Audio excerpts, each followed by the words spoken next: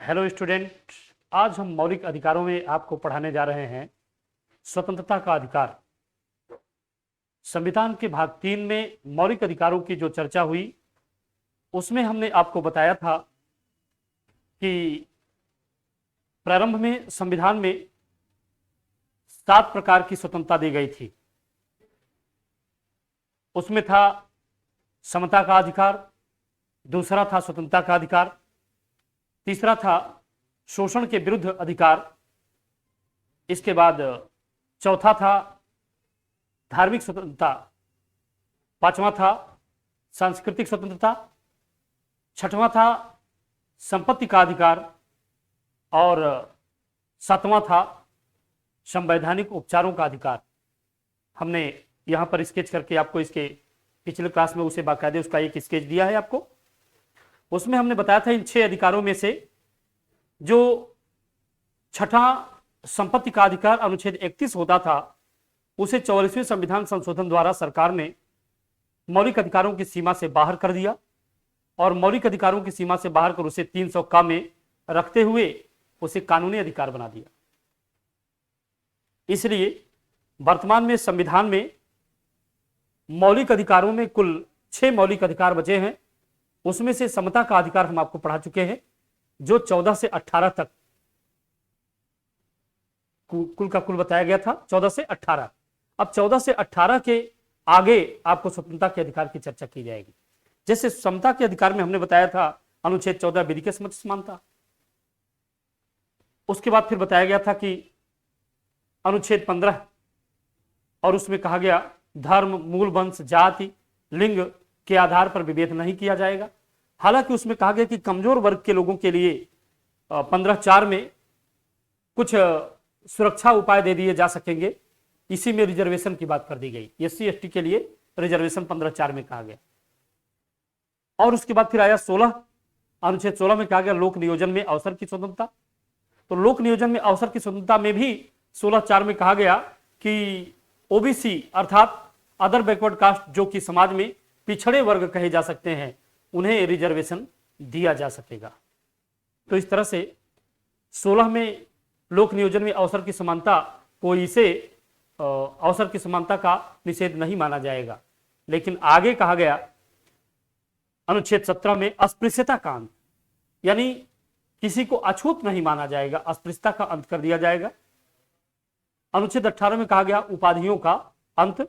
उसमें कहा गया कि राज राजेश्वर, बृहदेश्वर, महाराज, चक्रवर्ती, सम्राट इत्यादि तमाम बड़ी उपाधियां जो पहले प्राचीन काल में धारण की जाती थी ये जनता के अन्य लोगों को कहीं कमतर बताती हैं। इन कारणों से यह कहा गया कि इसे भी उपाधियों के अंत के रूप में लागू किया गया कि इस तरह से उपाधियां धारण नहीं की जा सकेंगी। हालांकि उसमें एक भी चीज और आया और उसमें कहा गया जैसे शिक्षा से संबंधित जो उपाधियां हैं, भारत रत्न, पद्म भूषण, पद्म विभूषण, पद्मश्री इत्यादि जो उपाधियां हैं या डॉक्टरेट उपाधियां जो हैं, इनके साथ साथ सेना में वीर चक्र, परमवीर चक्र इत्यादि जो शौर्य चक्र इत्यादि जो दिए जाते हैं इनको उपाधियों के रूप में नहीं माना जाएगा।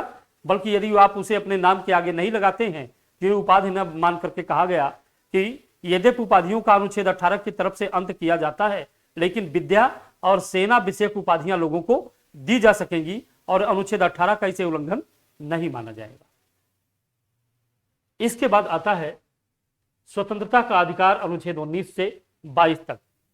आप देख लीजिए कि अनुच्छेद 19 में कहा गया स्वतंत्रता का अधिकार।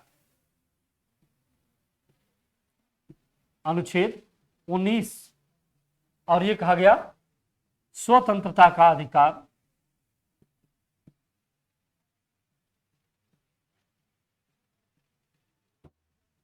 अनुच्छेद 19 स्वतंत्रता का अधिकार यह बहुत विशाल है। अनुच्छेद 19 में स्वतंत्रता के अधिकार में अनुच्छेद 19 1 2 3 4 5 इस तरह से या ABCD करके ये है स्वतंत्रता का अधिकार अनुच्छेद 19। और इसमें कहा गया अनुच्छेद 19(1) या अनुच्छेद 19(a) इसमें व्यक्ति को वाक अभिव्यक्ति की आजादी है ना। तो इसी में कहा गया कि अनुच्छेद 19 को थोड़ा सा जब विस्तार दिया गया तो इसमें कहा गया कि अनुच्छेद 19(b) इसमें कहा गया कि व्यक्ति को शांतिपूर्ण और निरायुध सम्मेलन का अधिकार है। शांतिपूर्ण और निरायुध सम्मेलन का अधिकार है। तो इसमें स्वतंत्रता का अधिकार में कहा गया वाक अभिव्यक्ति की आजादी,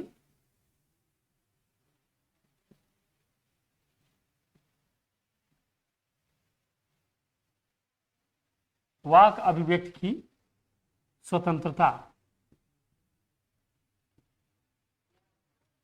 ये अनुच्छेद 19 स्वतंत्रता का अधिकार। इसमें 19 का या कह सकते हैं ए वाक अभिव्यक्ति की स्वतंत्रता, इसी तरह से खा या कह सकते हैं बी, इनके लिए कहा गया शांतिपूर्ण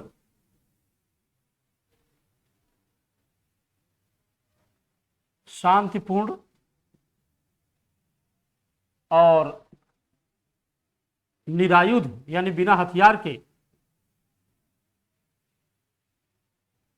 निरायुध सम्मेलन का अधिकार।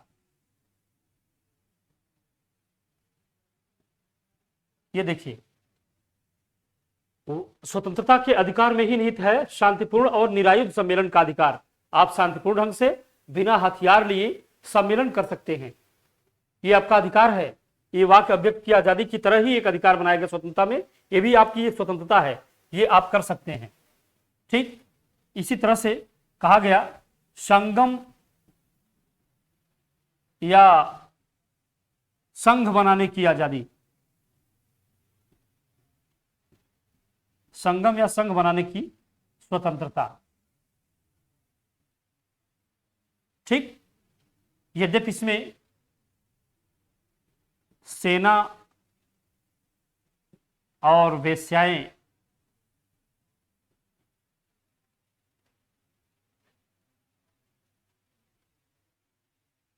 संघ नहीं बना सकती।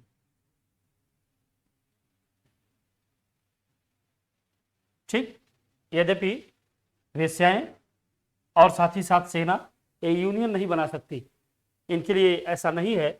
लेकिन अन्य भारतीय नागरिकों को यह अधिकार है कि वे संगम या संघ बना सकते हैं, यानी एक दूसरे से मिलजुल सकते हैं, संगम या यूं कह सकते हैं संघ बना सकते हैं, अपनी यूनियन बना सकते हैं। ये भी उनको आजादी है, ये भी उनकी स्वतंत्रता में से एक है। और उसके बाद आगे है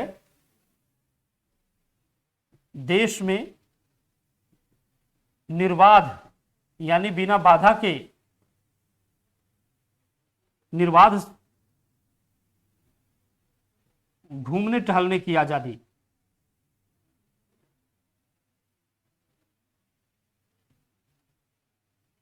की स्वतंत्रता।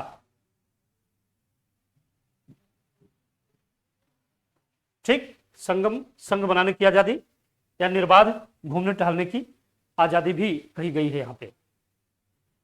इसी तरह से घ के बाद या यूं कहे A B C D E में कहा गया था कि व्यक्ति को संपत्ति रखने का अधिकार है, लेकिन संपत्ति को क्योंकि कानूनी अधिकार बना दिया गया इसीलिए उसको निकाल दिया गया। इसीलिए जो है अंगा में या यूं कहें कि ई में कुछ भी नहीं है और च में है।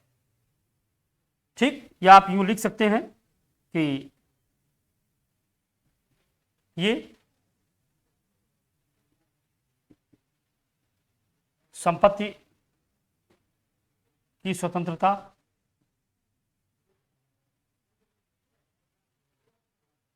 इसे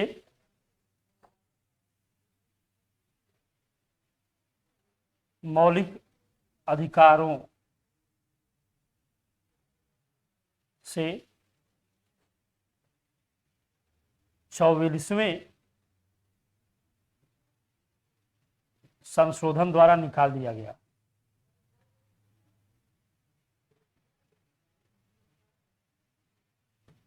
हटा दिया गया। ठीक, इसे हटा दिया गया, यानी ये जो है समझिए कट है। ये देखिए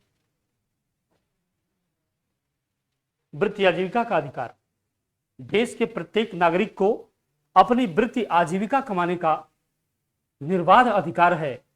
और यहां कहा गया कि वह व्यक्ति पटरी पर भी अपनी वृत्ति आजीविका कमाने के लिए दुकान लगा सकता है, हाँ, लेकिन वह वहां पर कोई पक्का निर्माण न करे।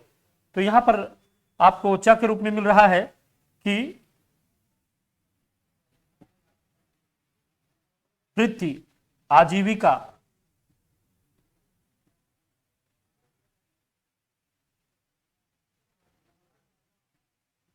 का अधिकार, वृत्ति आजीविका का अधिकार, आप इसी में कह सकते हैं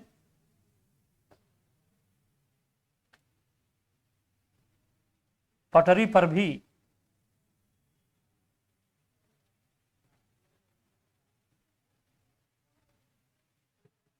दुकान लगाने का अधिकार।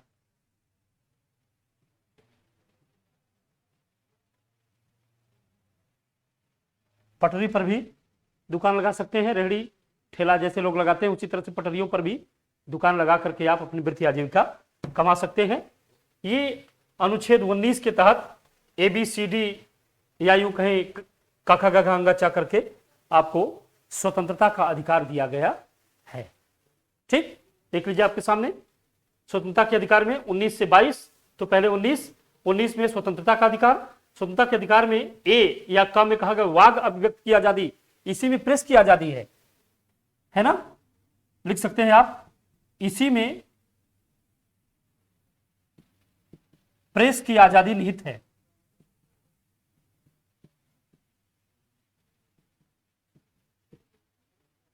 आजादी निहित है,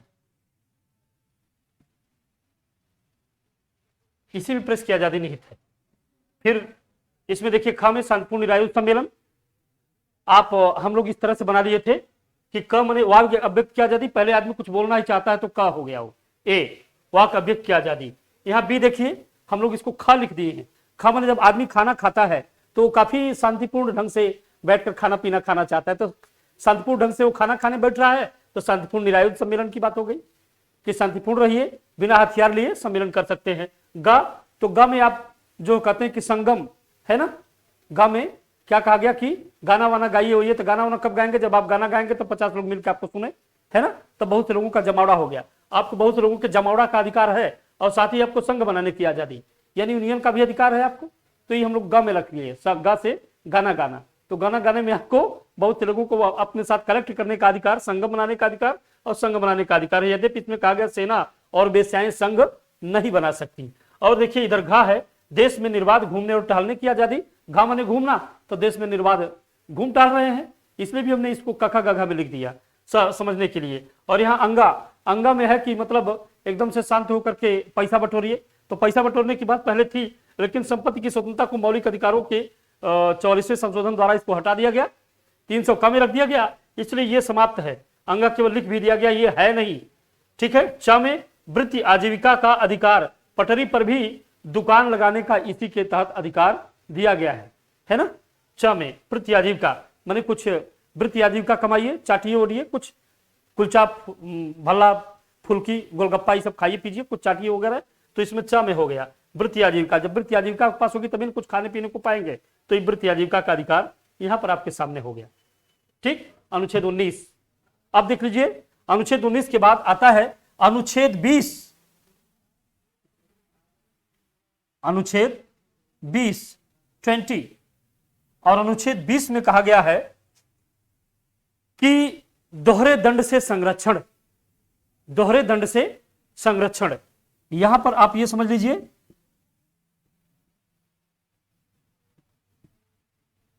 दंड से संरक्षण या सुरक्षा। ठीक, दोहरे दंड से संरक्षण या सुरक्षा। इस अनुच्छेद 20 में कहा गया है कि किसी व्यक्ति को एक ही अपराध के लिए 2 बार दंडित नहीं किया जा सकता।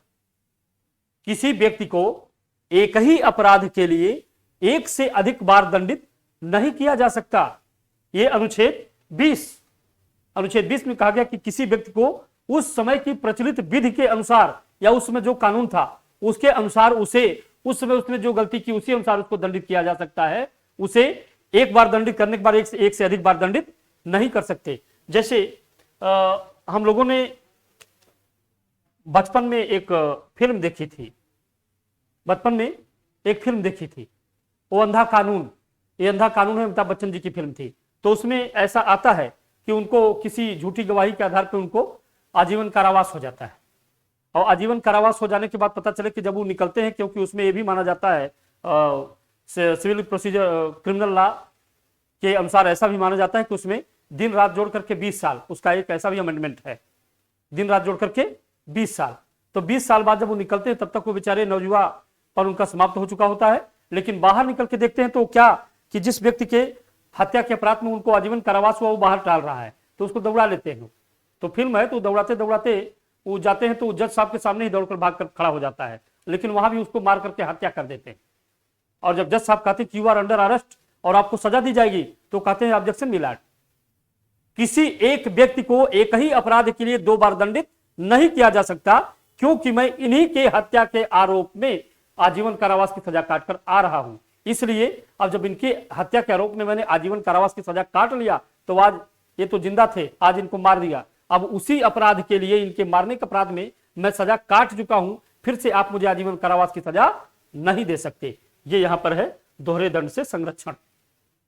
ठीक है, एक व्यक्ति को एक ही अपराध के लिए एक से अधिक बार दंडित नहीं किया जा सकता। आप लिख सकते हैं अर्थात किसी व्यक्ति को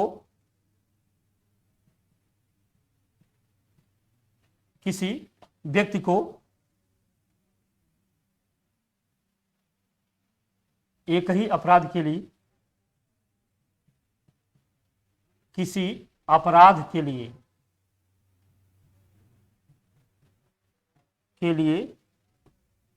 एक से अधिक बार दंडित नहीं किया जा सकता,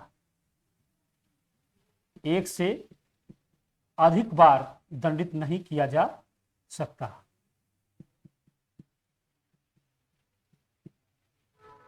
दंडित नहीं किया जा सकता।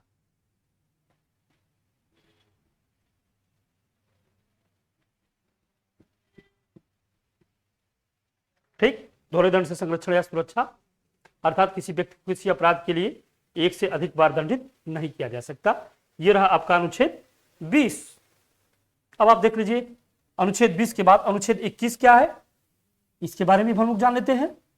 अनुच्छेद 21 यानी 21, ये देखिए, इसमें कहा गया प्राण एवं दैहिक स्वतंत्रता, प्राण एवं दैहिक स्वतंत्रता,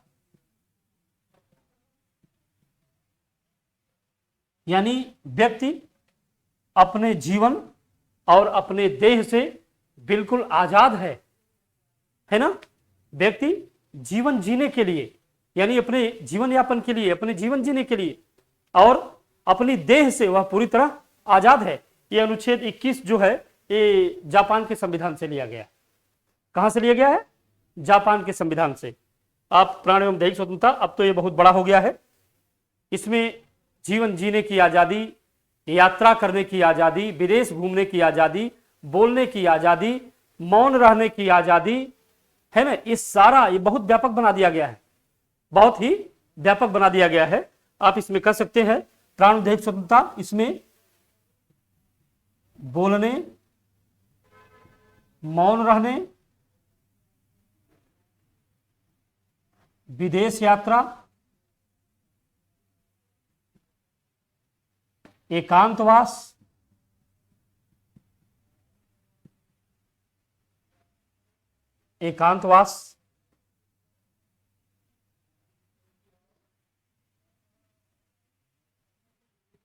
की स्वतंत्रता। किंतु आत्महत्या की स्वतंत्रता नहीं है।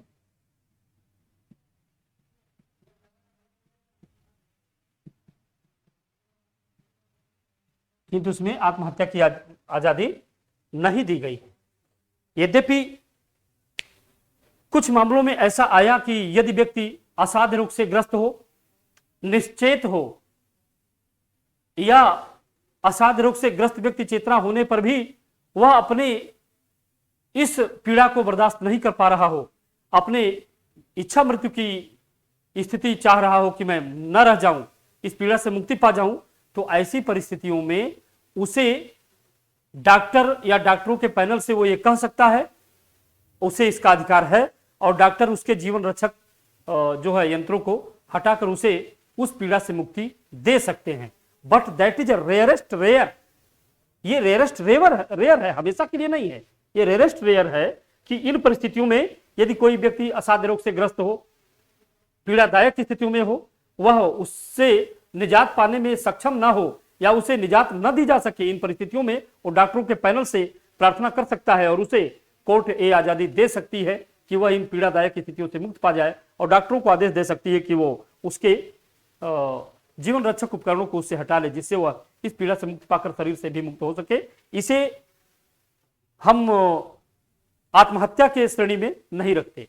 तो इस तरह से बोलने, मौन रहने, विदेश यात्रा, एकांतवास, स्वतंत्रता, सारी आजादी तो है और इसमें जीवन जीने की आजादी है, लेकिन इसमें आत्महत्या करने की आजादी नहीं है। और वे परिस्थितियां जो कतिपय स्थितियों में हैं, जहां पीड़ादायक स्थितियों से कोई मुक्ति पाना चाहता है, वो आत्महत्या की श्रेणी में नहीं रखा जाता है। इसमें एक चीज और आया, और वो 86वें संविधान संशोधन द्वारा 6 से 14 वर्ष के बालकों के मुफ्त शिक्षा के अधिकार को भी इसमें शामिल कर दिया गया। तो आप ये कह सकते हैं कि 21 का 6 से 14 वर्ष तक के बालकों को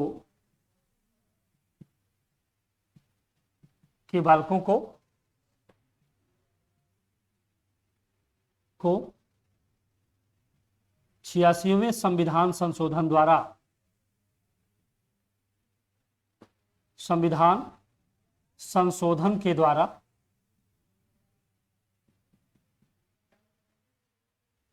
निःशुल्क शिक्षा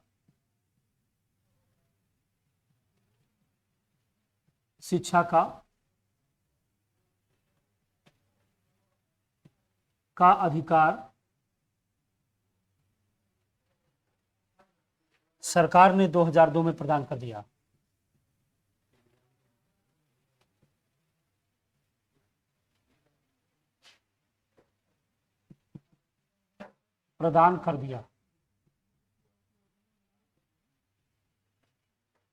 सरकार ने 2002 में निःशुल्क शिक्षा का अधिकार प्रदान कर दिया बच्चों को। ये 86वें संविधान संशोधन द्वारा ऐसा हुआ है। सर वो नीचे की लाइन दिख रही? ठीक है, अब यहीं तक लिखेंगे। ओके, अब इसके बाद अनुच्छेद 21 के बाद आता है अनुच्छेद 22, निवारक निरोधक अधिनियम। निवारक निरोधक अधिनियम मतलब कुछ परिस्थितियों में किस प्रकार से किसी को गिरफ्तार करने, या यूं कहें कि किस प्रकार से किसी को किसी खास गलतियों के करने पर गिरफ्तार किया जा सकता है या गिरफ्तारी से उनको सुरक्षा दी जा सकती है। यह अनुच्छेद 22 में है। तो हम लोग पहले से मिटा देते हैं और मिटा करके अनुच्छेद 22 के बारे में भी बस इसी समय जान लेते हैं, ताकि कम से कम स्वतंत्रता के अधिकार को हम लोग अच्छी तरह से समझ जाए।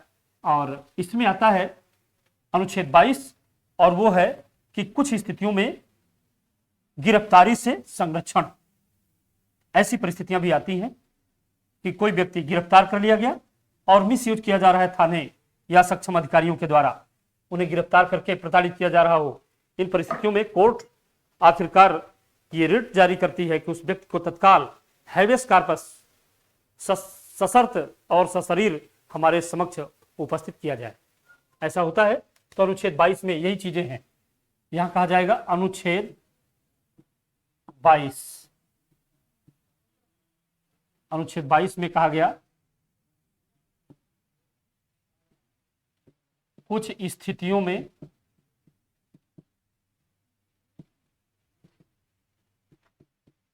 गिरफ्तारी से संरक्षण।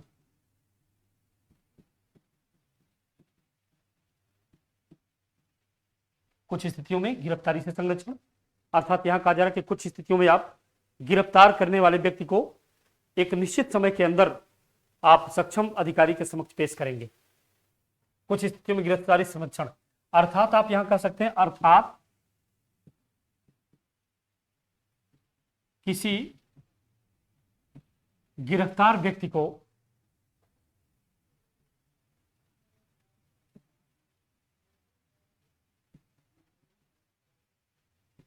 किसी गिरफ्तार व्यक्ति को 24 घंटे के भीतर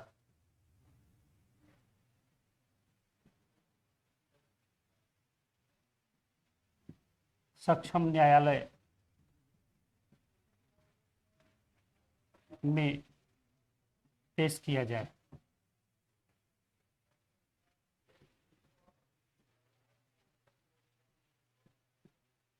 एक चीज ये हो गई। और इसी में निवारक निरोधक अधिनियम, इसी में कहा गया कि निवारक निरोधक अधिनियम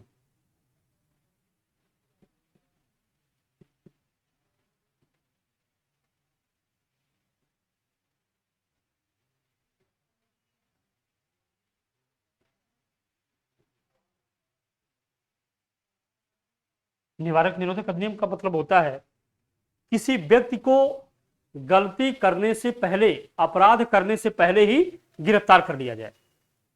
निवारक निरोधक अधिनियम यही कहा जाता है। निवारक निरोधक अधिनियम का मतलब ही हुआ कि गलती करने वाले व्यक्ति को उनके गलती करने से पहले ही उन्हें गिरफ्तार कर लिया जाए ताकि वो गलती कर ही ना पाए। तो इसको कहा जाता है निवारक निरोधक अधिनियम के तहत गिरफ्तार व्यक्ति को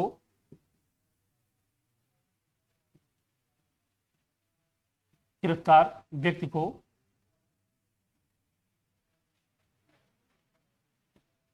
3 माह तक जेल में रखा जा सकता है। 3 माह तक जेल में रखा जा सकता है इनको।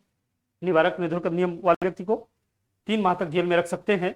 इससे ज्यादा अगर इनको रखने की बात आए तो सक्षम पैनल के द्वारा आप उसको जो है उससे जो है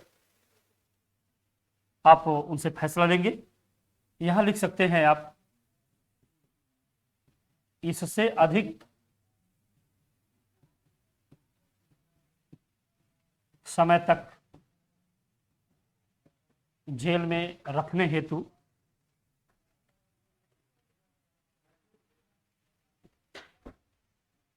इससे अधिक समय तक जेल में रखने हेतु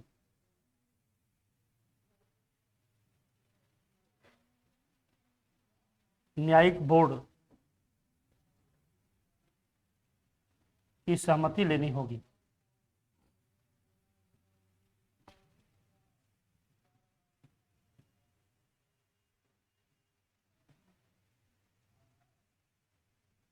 इससे अधिक समय तक अगर आप उन्हें रखना चाहते हैं तो आपको न्यायिक बोर्ड की सहमति लेनी होगी।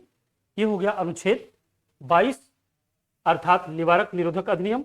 और कुछ परिस्थितियों में गिरफ्तारी से संरक्षण इसकी बात करता है कि यदि आपने किसी को गिरफ्तार किया तो तत्काल आप उन्हें गिरफ्तारी का कारण बताइए और 24 घंटे के भीतर आने जाने के समय निकाल करके 24 घंटे के भीतर समीपस्थ सक्षम न्यायालय के समक्ष उन्हें उपस्थित करें। यह अनुच्छेद 22 है। इसी के तहत निवारक निरोधक अधिनियम है, यानी किसी को गलती करने से पहले उन्हें गिरफ्तार कर लिया जाए। अगर गिरफ्तार कर लिए गए तो कितने दिन तक वो जेल में रखे जा सकते हैं? 3 महीना, अधिकतम 3 माह जेल में रखे जा सकते हैं। और 3 माह के बाद भी अगर उन्हें जेल में रखने की आवश्यकता महसूस हो रही है तो न्यायिक बोर्ड से इसकी सहमति लेनी होगी। तो ये हो गए आपके अनुच्छेद 19 से 22 तक स्वतंत्रता का अधिकार। अब हम लोग देख लेते हैं इसके बाद जो आता है वो है शोषण के विरुद्ध अधिकार। शोषण के विरुद्ध अधिकार। शोषण के विरुद्ध अधिकार जो है वो है अनुच्छेद 23 और 24। शोषण के विरुद्ध अधिकार अनुच्छेद 23, 24। इनके लिए थोड़ा सा हम लोग देख लेते हैं, क्योंकि भारत में मध्यकालीन व्यवस्था कुछ इस कदर हो गई थी कि तानाशाह राजा और सेनाएं लोगों का शोषण करने लगे थे। इसका जनता भी कहीं न कहीं, जो सक्षम जनता थी, अनुकरण कर रही थी। जी हां, ऐसी परिस्थितियां थी जहां स्त्री पुरुष बालक वृद्ध खड़े करके बेच दिए जाते थे। मनुष्यों का बाकायदा क्रय विक्रय किया जाता था। ये परिस्थितियां थी। यहां इनसे निजात देने के लिए संविधान सभा ने भरपूर विचार विमर्श किया और अनुच्छेद 23 के तहत, अनुच्छेद 23 के तहत कुली, बेगारी तथा मानव व्यापार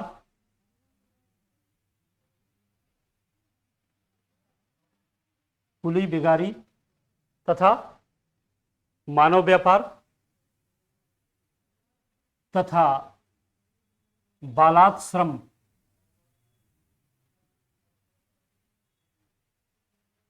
को समाप्त कर दिया गया।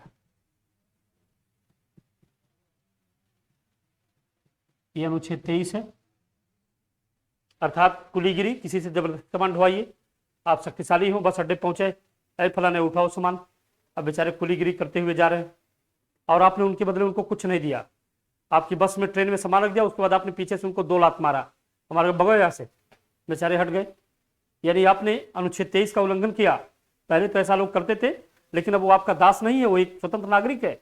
पैसे के बदले या किसी स्वेच्छा से अगर वो कर दे तो कोई बात नहीं है, लेकिन अगर आप उसे ऐसा कराते हैं तो आप गलत कर रहे हैं, है ना। इसी तरह से बेगारी, बेगारी का मतलब होता है, पहले के जमींदार इत्यादि ये बेगारी प्रथा चलाते थे। अर्थात सप्ताह में आपसे 1-2 दिन ऐसा काम कराते थे जिसके बदले वो आपको खाना पानी देते थे, शेष कुछ नहीं देते थे, कोई मजदूरी नहीं देते थे। ये बेगारी करवाना ये हो गया, है ना, लोगों से बेगारी करवाना, कुलीगिरी करवाना। मानव व्यापार, अभी बताया कि प्राचीन इतिहास में तो ऐसा नहीं था, लेकिन मध्यकालीन भारत के इतिहास में आक्रमणकारी सेनाएं लोगों को गिरफ्तार कर उनकी संपत्ति लूटकर तमाम लोगों के कत्लेआम के बाद शेष लोगों को आखिरकार पकड़ करके स्त्री पुरुषों, बालकों, बच्चों को गिरफ्तार कर बाजार में खड़े करके बेच देती थी। इसको मानव दुर्व्यापार कहा गया। इसी तरह से बालाश्रम, आप किसी से जबरदस्ती काम नहीं ले सकते, इसके लिए इस मामले को अनुच्छेद 23 के तहत समाप्त कर दिया गया। ठीक, आगे देखिए, अनुच्छेद 23 के बाद है अनुच्छेद 24। अनुच्छेद 24 में कहा गया कि 14 वर्ष से कम के बालक को होटल, रेस्तरां,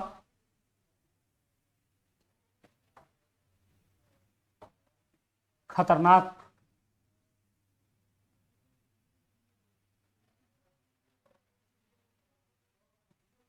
उद्योगों में नियोजित नहीं किया जा सकता।